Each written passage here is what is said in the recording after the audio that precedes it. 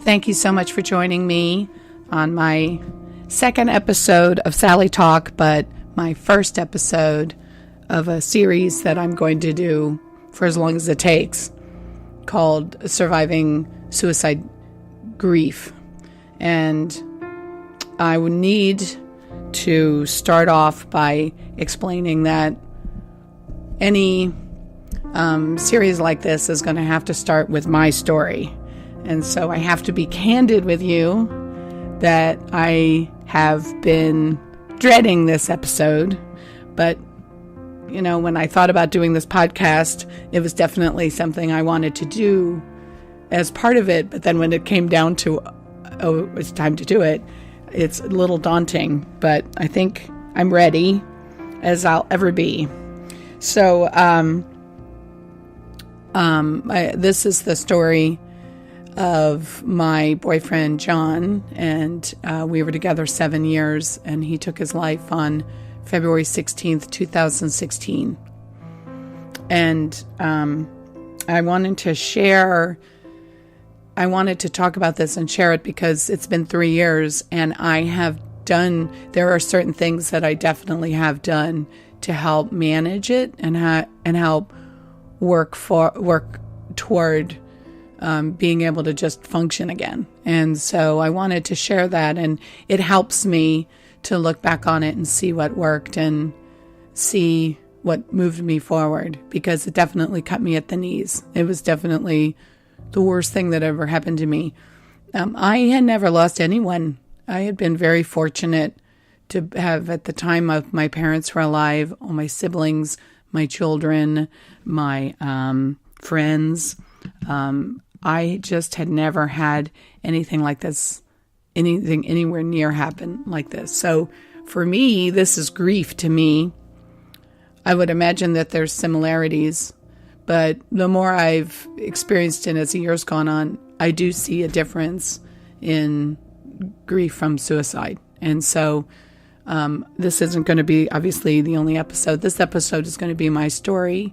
And then subsequent episodes will be the aftermath and the healing and the working toward being able to manage it, because you never really get over it. I think that's the first thing you have to admit. So one of the things that kind of influenced me was to go ahead with this was when I saw the movie A Star is Born, the recent one.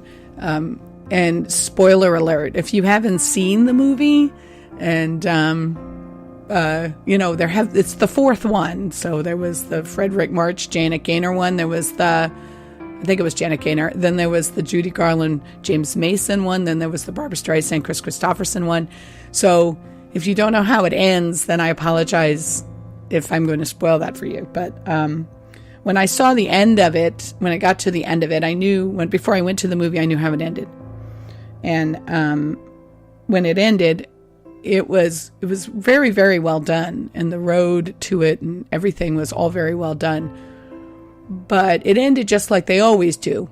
It ends, and then that's it. She kind of sang a song, and then that's it. And everyone sits in the movie theater and thinks how tragic it is, and it shows her sleeping on the couch.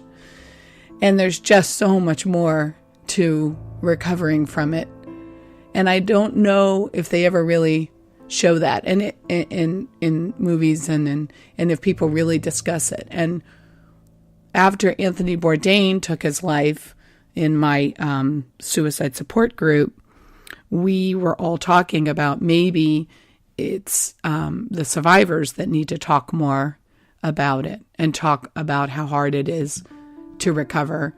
And maybe we're not vocal enough, because it just always seems like someone takes his life, everyone posts a lot of amazing things and memories, and then that's just it. And then we're just all left to kind of trudge through and figure it out. And like I said, I don't know if that's the same with all grief, or because this is the only grief I know. This is the only grief of recovering from the death of a loved one. Besides my grandparents, but my grandparents are 89 and 95. So anyway, so I have two disclaimers before I move forward. And I'm going to try and keep this as not too long. So of course I could talk on and on and on, and been known to do so, but I am trying to be very aware of this because I value your time, and I thank you so much for listening. So I am going to try and make sure that this doesn't last too long. But I do have 2 disclaimers, and the first one is that his family have been they could not have been more loving and supportive of me during this time, and I hope they feel the same way about me. And I just am not going to talk about them at all in this episode because I just don't feel it's appropriate. I don't want to speak for them, and I don't want to talk for them and say, it's their journey is their journey. And I've gone kind of public with this, so I just don't feel like it's appropriate. But just know through all of it that they've just been incredibly supportive and loving through the whole thing. Also, too, as I said before, vulnerability is really not my strong suit. My father was a World War II veteran, and my mom was born in 1929, just at the beginning of the Depression. And, I was raised with power through this stuff. And, why can't you just kind of move on? And why do we have to go over all this stuff? And why do we have to talk about everything all the time and all that kind of stuff. And it was just, that was how I was raised. And not to say that they didn't love us and it was just a generational thing. And so when this came about and going to therapy, and it took me a long time in therapy to even just really talk about myself and work through things and be vulnerable, because the not being vulnerable has worked for me in during my parents' divorce, getting myself working, raising 4 children, that, I felt like it worked for me because I could handle things and control things. But, looking back on it now, I see that is a problem, to not be vulnerable, not be able to explain what it is you're going through.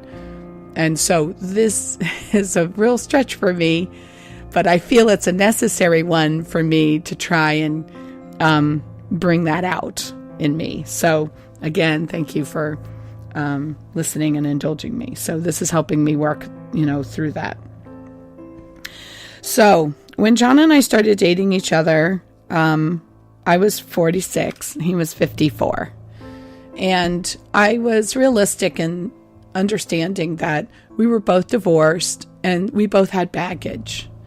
So I wasn't expecting Colonel Brandon, from Sense and Sensibility, although he kind of reminded me of him, because he was so generous. I was expecting a real relationship. And so when we first started going out, I, noticed that he definitely liked to drink. He was very open about his addictions in the past and what he had gone through and the drugs he had used and when he had started. I mean, he had been basically managing his addiction since he was, what it seemed like to me, since he was 14. And so he was very open about it. And so I saw him controlling it, and it seemed like he had it under control. And of course, since I've been in Al-Anon, I understand it now, because I was raised in a family where my father could have 3 martinis at lunch and martinis when he got home. And when I look back on it, he was definitely an alcoholic. But he was one of those alcoholics that managed it so well. He wasn't even sick from work for 9 days in 28 years. He was so able to get up every morning at 6 a.m. And so John was the same way. He was just able to just do so much. He was the Energizer Buddy. He could do so much in a day and pack so much in a day. So for me, I always thought that the alcoholic was the derelict in the street, the one who hit rock bottom, the one who couldn't provide for their family.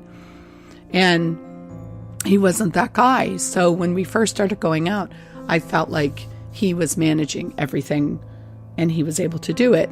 And I think all his friends thought that too, because they all thought he was kind of a rock star in their circle. He was able to, live the dream, have it all, be able to manage all the addictions and be able to have the editing job and win the Emmy. And so so at the very beginning, I was feeling like he was okay and he was able to do it. So there were patches at the beginning where he would drop out of sight. So we would be in contact constantly with instant message and texting and all that other stuff. But then all of a sudden he'd kind of drop out of sight and for a couple of days. And I would check in with him. Are you all right? What's going on? And then finally after, we'd been seeing each other just a little while, he confided in me that he would go through kind of little bouts of depression. And that all he needed was a little time and just needed to sit back and he needed some space. And so that was when I started realizing that he did have some things and that there was a little bit of and I look back on it now and definitely see a little bit of a bipolar where he'd be manic and he'd be doing a million things. And then he would need to sit back and take time and away and separate.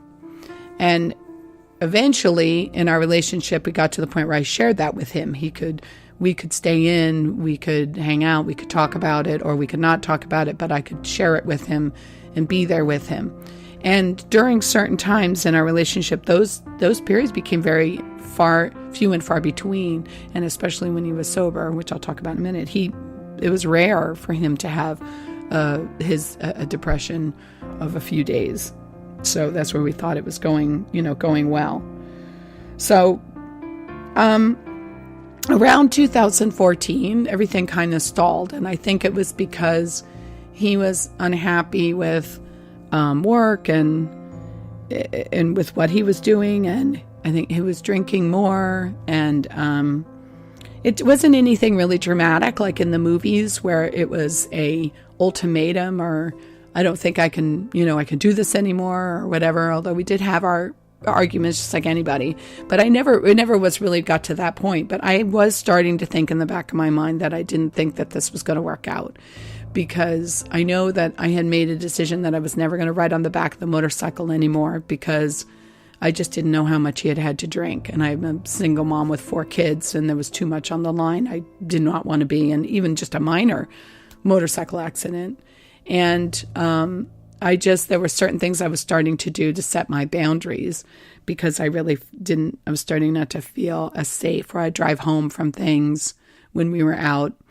And so it wasn't, and also too, he would come over, but he didn't seem like he really wanted to stay with a lot of time and with my children.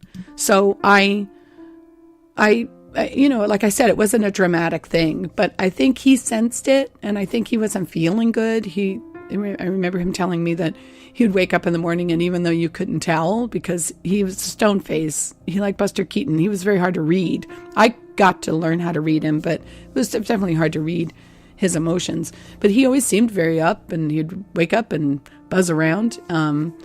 But he'd say he didn't feel good and he was starting to, and he was 59. And so I think he was starting to think it was time. So he made a decision, sat me down and said, I'm going to, go sober. I'm going to stop everything. And, I want, can you support me in this? And of course I did. And I started going to Al-Anon and he started going to AA and I started going to AA with him and a couple of times. And I completely supported him on this. And it was not easy. It wasn't easy. This was his coping mechanism.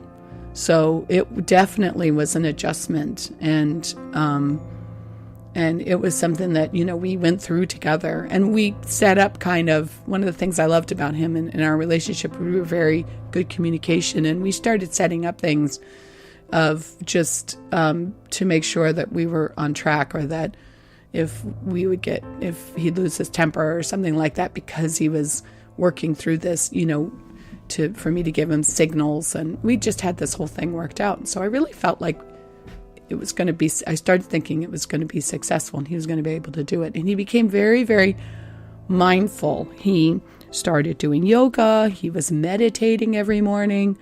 And there was like a turn. And then all of a sudden this guy showed up, sober guy, we used to call him. And he was just amazing. He was just really amazing. He was much calmer, and he was definitely wanted to like mend fences in his life. He wanted to see people. He it just seemed very much more grateful, and I don't know. It was just, I felt very, very fortunate that I got to be around him in that time, because I think I really got a window into who he really was, unencumbered by all the addictions. And it was just really magical. And we would go on trips, and we would sit in the middle of a creek and on a rock and meditate, or we'd go on these beautiful hikes, and it was just really, really a lovely time, and have big, long conversations. I remember coming back from Al-Anon, and he would ask me a million questions about what did we talk and about, and what were the ahas, and what did I think, and how did it affect me, and so I learned a lot about myself during that time, and it was great. And I really started seeing, and like I said, he started wanting to spend more time with my children, and he would hang out at the house after dinner, and I know, my kids all remember those times, and I just really think it was Herculean for him to do that. When I look back on it now, it was literally all he could do, and we were just very grateful to be around that guy.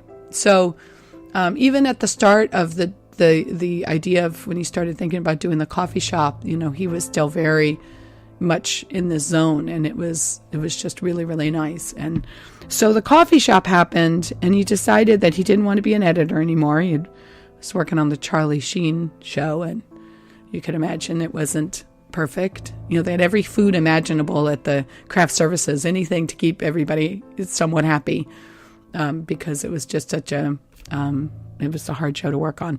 And so he decided he didn't want to be an editor anymore, and he wanted to be a business owner, which is a big leap. He had never been in business before, and he had never been in retail and didn't really understand it. I had managed a jewelry store, so I kind of understood what the trials and pitfalls were. But so he wanted to do this. And when he started it, it was all kind of like he went into it, and it was an exciting and fun venture, and John would jump into things with both feet, and it was exciting to hear all about it. And he was roasting his own coffee beans, and it was great. So I could fill up 10 episodes on setting up that coffee shop, and all the stories about that coffee shop, and all the little heartbreaks that came along with the launching of that coffee shop, and heartaches that come with any business, but things that he just didn't ever see coming.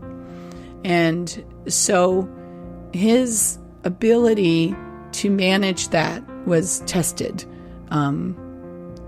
He just wasn't, I believe, sober long enough and healed and given the tools long enough to be able to handle the stress and the pressure of what he took on with that coffee shop. And so by the end of 2015, we went to the desert, and I said to him, he was starting to have panic attacks, and he was starting to think that the coffee didn't taste good.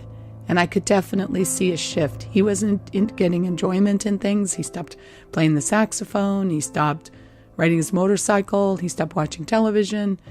And so when we were in the desert, we had a long talk, and he seemed to relax a little bit. And I said, I think when you get back, I think you're going to need to get some help, because I think you need to look into this, because it's affecting your health. And of course he had started drinking again, very moderately, but he had started drinking again, which concerned me. So when January came around, he went to the doctors, and the doctors prescribed him, saw him for 5-10 minutes and prescribed him Ambien and Xanax. And I don't think he'd ever really taken Xanax before. And I think he felt it sort of helped. But when you give someone who's an addict those kind of things, they don't really take them like they're supposed to.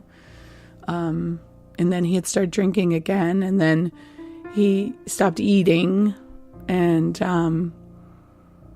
so by the time everything was all about getting the opening of the coffee shop done. And I think everybody felt like if he got the coffee shop opened and he saw how much everybody would support him, and that it would be okay. It was a beautiful shop. It was a perfect location. He was right about it.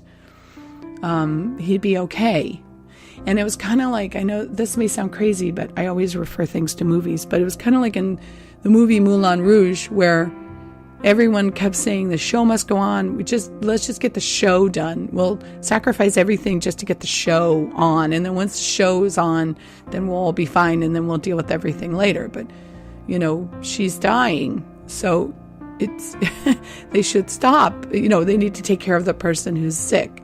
And I think when I look back on it, that's one of my regrets is seeing that he was sick, and the coffee shop, it was so minor. But at the time, it seemed like we felt if he saw it open and then he could relax, it would be okay. So when we got to the days before the coffee shop, I told him that I would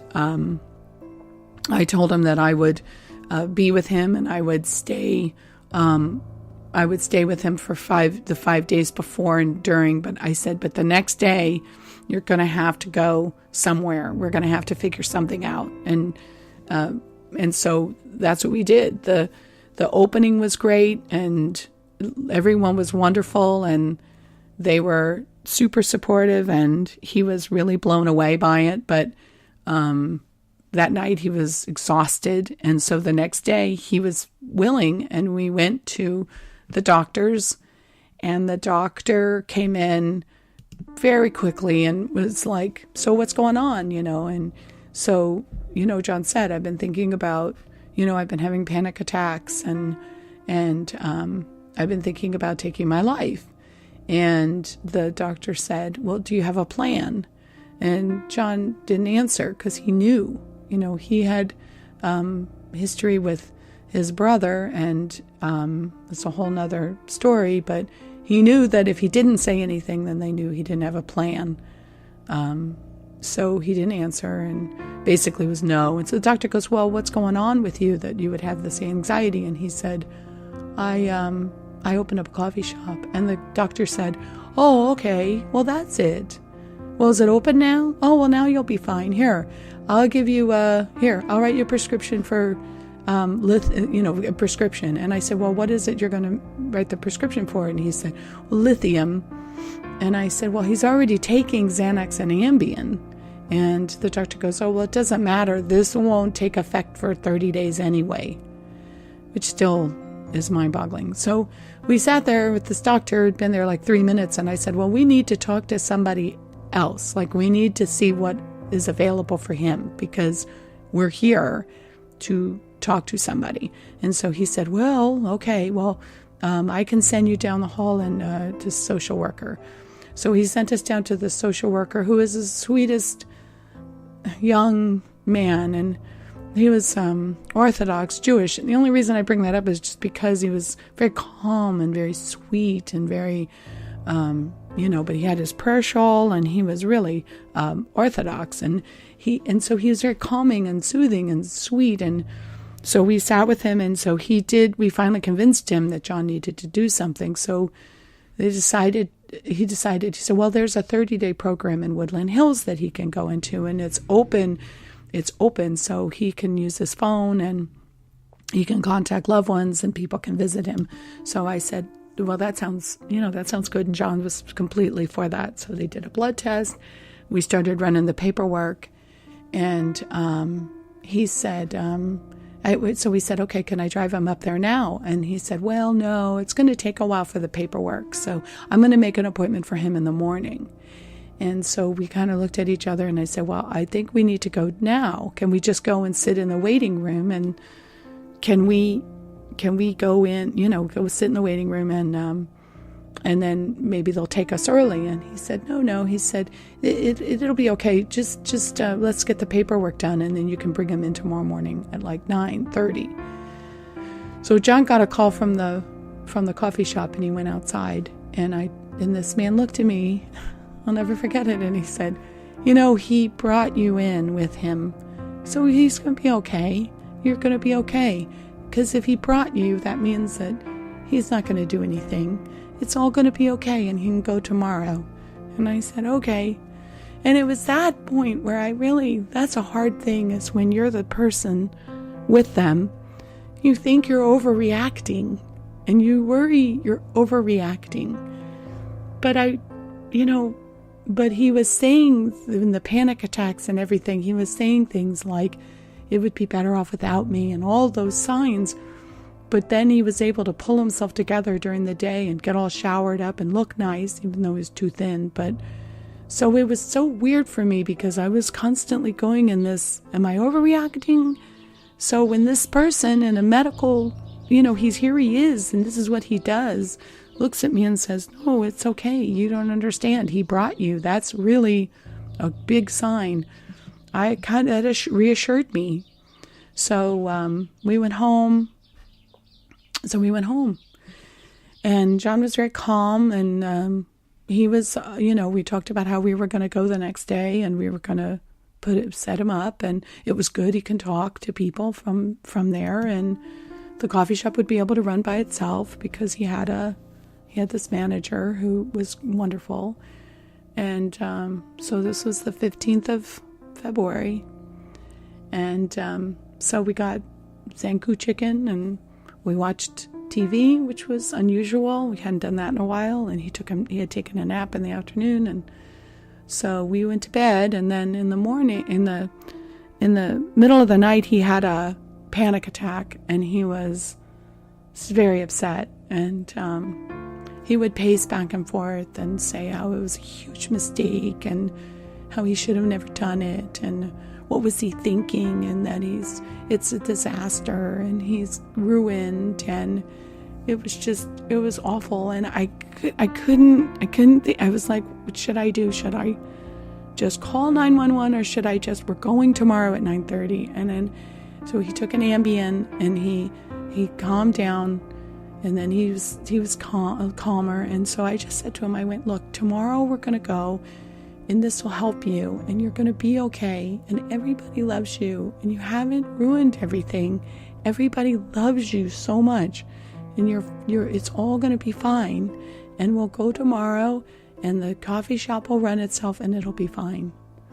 And so he fell asleep, and then I lay there, and I'll be honest, I thought, I don't know if I'm going to be able to do this anymore. I have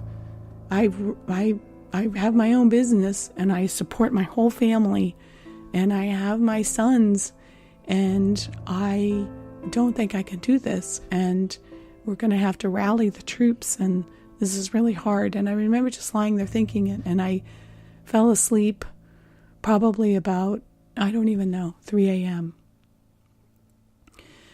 So I woke up at 7, and I got up, and I noticed that he wasn't there. Obviously, I woke up and he wasn't there. And so but he'd get up early. And so I walked into the kitchen, and he hadn't fed the cat. And so I fed, which was unusual. So the cat was crying, so I fed the cat. And then I thought about it, and I went, I bet he's out putting flyers under all of the windshield wipers of all the cars for the coffee shop, which he had been doing for 2 weeks, all in the area. And so I thought, okay, well, he'll be back, and it's fine. It's 7. We still have plenty of time. And I saw on the counter that his wallet and his keys and his phone were there. So I knew something was wrong. And I don't know where I was going, but I grabbed the keys, and I walked out of the apartment, and I went to the left into the stairwell. And there he was.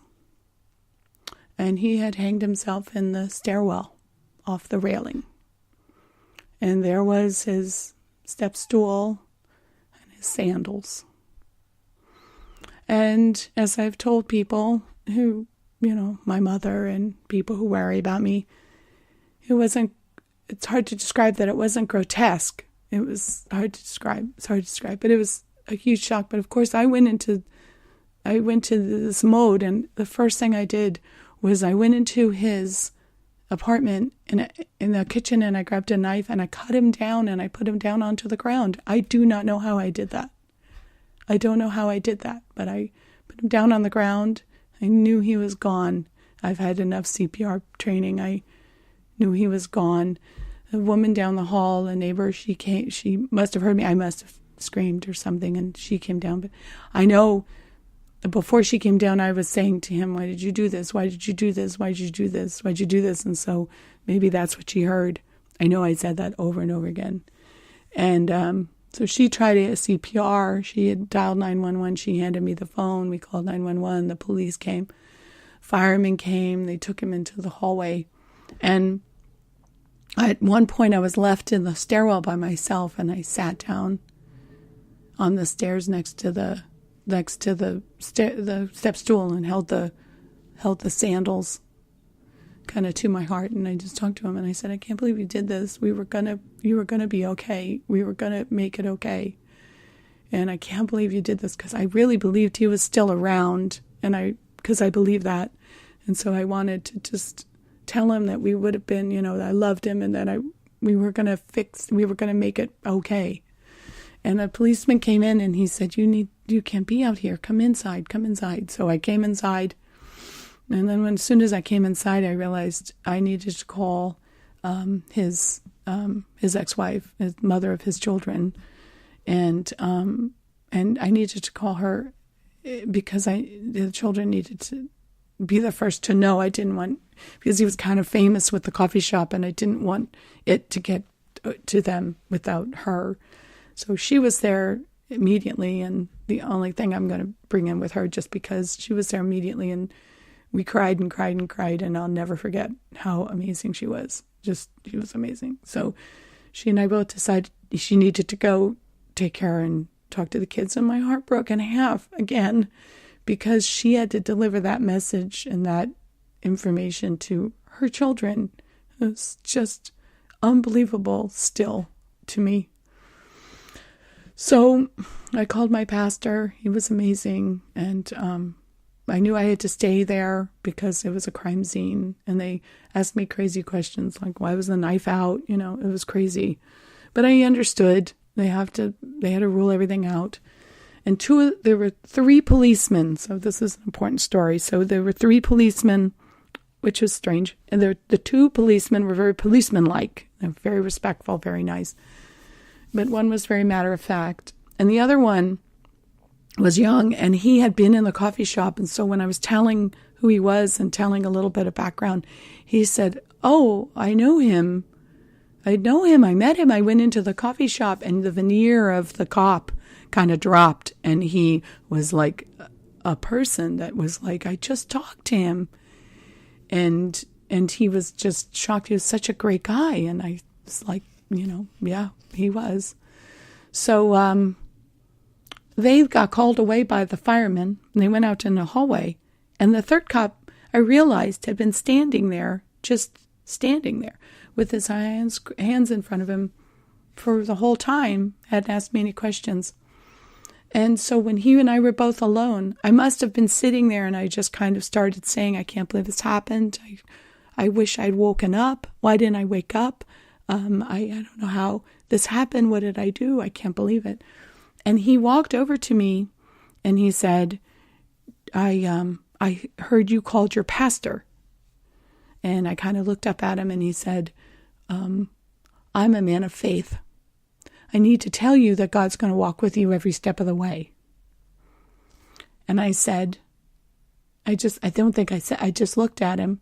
I don't think he saw I registered what he said, because he said, do you hear me? God's going to walk with you every step of the way. And I said, okay.